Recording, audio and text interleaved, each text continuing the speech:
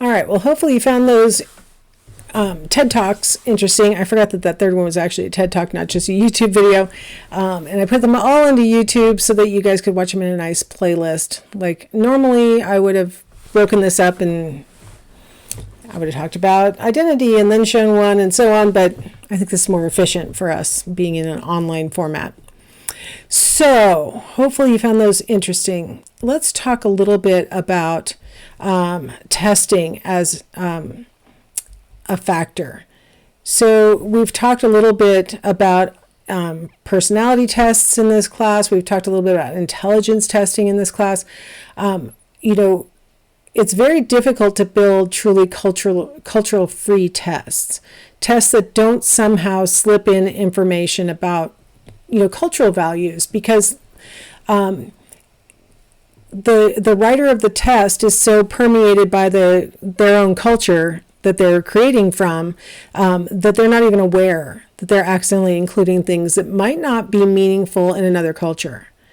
I oftentimes forget and use like idioms in my normal language. An idiom is something that if you translate the words directly, it doesn't mean anything in the other language. If you translate it, it's like, okay, you just said nonsense. I was talking to a bilingual student the other day, and I used the phrase "get go," and the student said, "I'm sorry, what is this get go?" And I'm like, "Oh, it's a slang term for from the beginning." Oh, now why do I say get go? Like that's really a strange, like where does that even come from, right? But it just permeates your language, and it's just sort of how you think. It's part of, having been raised in a culture, you have these little shorthandy things that you do. And this can impact the development of tests. A lot of it is language based that will include things that, you don't realize aren't universally used phrases, things like that. I think a lot of people worry about culture-free tests being tests that are biased. That's a different thing. Having a test that favors one culture over another on purpose is a different issue than a test that's not culture-free. The types of tests that would be culture-free are usually ones that don't have any language in them at all. And so that's going to be mostly going to be intelligence tests. There are a few that are available, like the Raven's matrices, which are a series of shapes, and you're supposed to say what shape logically would follow. And so there's no imposition of any kind of knowledge that you would have had to have gained from, your upbringing. This is something that like nobody is familiar with. So they're rare. It's just, let's put it this way, it's rare to have a culture-free test. What we for sure should strive for is culture fair tests. We don't want to have test materials that are designed to favor one group over another group. We don't want to have tests that deliberately make sure that men score better than women, or whites score better than blacks. Or we don't want to have those kinds of tests. That's the thing we're worried about. I think it's impossible probably to have culture free tests. But it is certainly possible to have tests that are culture fair at the minimum, because you say this test is really only appropriate for people who come from this particular culture. Like there are questions in here that you wouldn't know if you weren't raised in the culture. That's a completely fair thing to say, right? To have like a warning label. It doesn't work for everyone. But what we oftentimes are striving for is tests that are unbiased and fair. Oh, you can't really see that because it's... the hyperlink color is awful on the background. So what it says is Stereotype Threat. And what I'm going to do is go ahead and put the Stereotype Threat video into the playlist, but I want to kind of show you the model before I go back and put it in the playlist. So Stereotype Threat is this cognitive capacity draining set of ideas that we have in our head whenever we feel like we might fulfill a stereotype that people hold against people like us. So as a woman, I'll use stereotypes that are held against women. So for example, there's a stereotype that women are not good parallel parkers.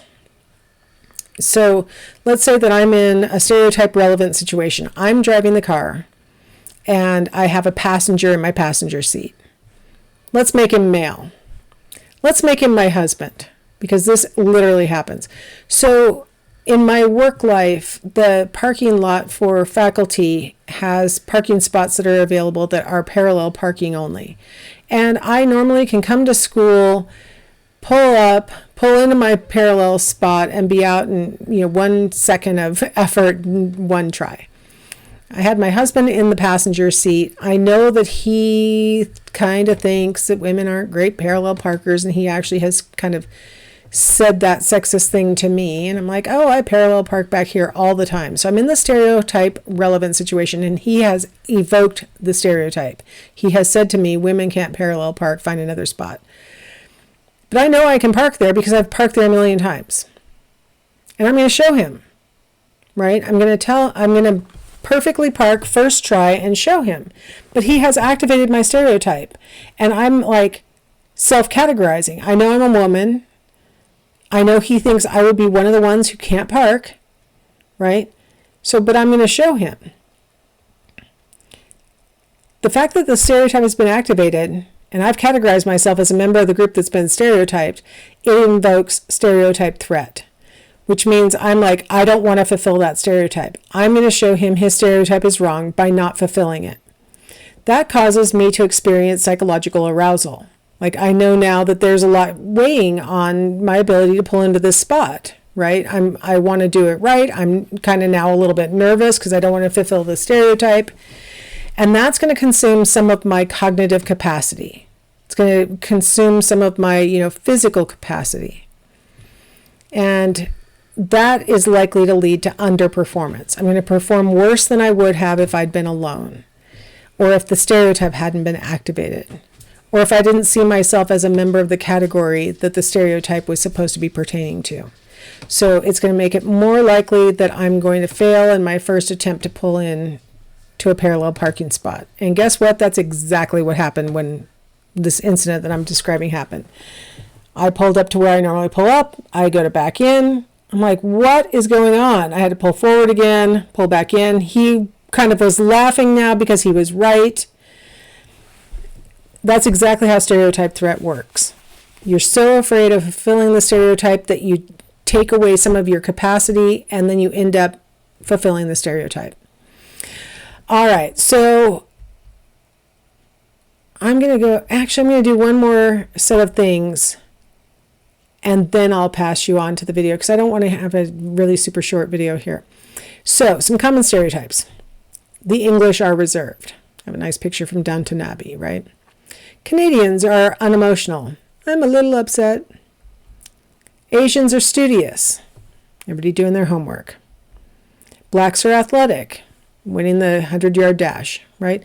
These are really common stereotypes. So imagine if you are an English person who's not reserved, right? But everybody's treating you like you are because I can hear your accent. You must be a reserved person.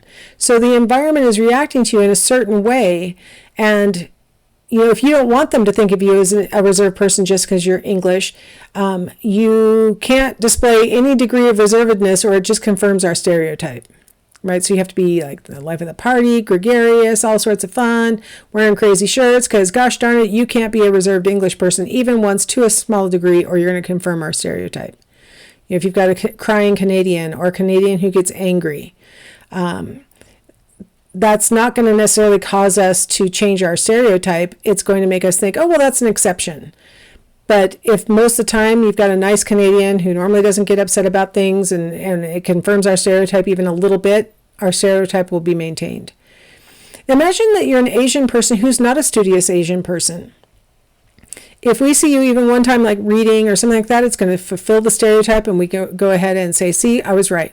Or if we see that most of the Asians that we experience are studious, you will be, as a non-studious Asian, just viewed as an exception. You're not going to be viewed as a person who should be causing us to change our stereotype.